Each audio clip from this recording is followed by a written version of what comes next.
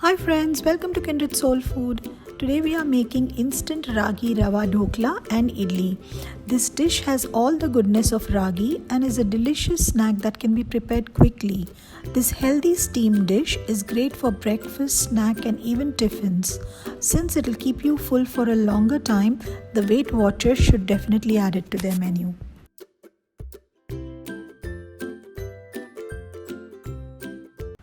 First, we will combine the rava, ragi flour, salt, red chili, hing in a mixing bowl and whisk the dry ingredients well. Now add the jaggery powder, grated ginger, grated beetroot, yogurt and 1 cup water and mix everything well.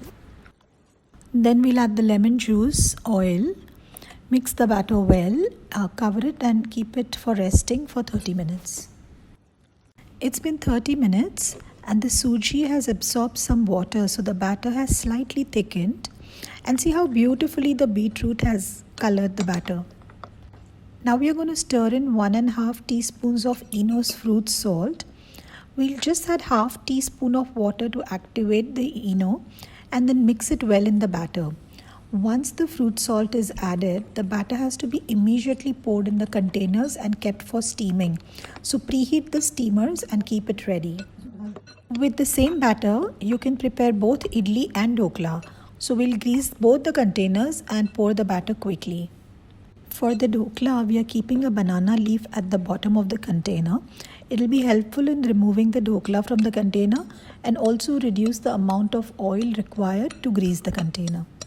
For steaming the idli, I'm using a wide pot, and for dhokla, a pressure cooker with its whistle removed.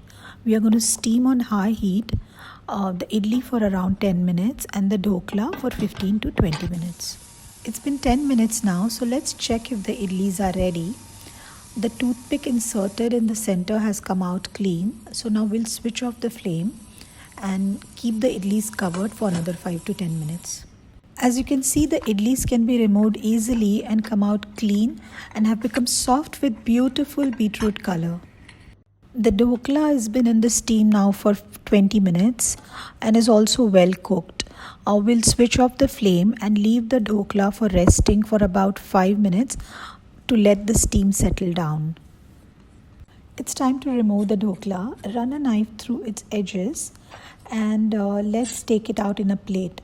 Because of the banana leaf, it's very easy to remove from the container without sticking to the bottom.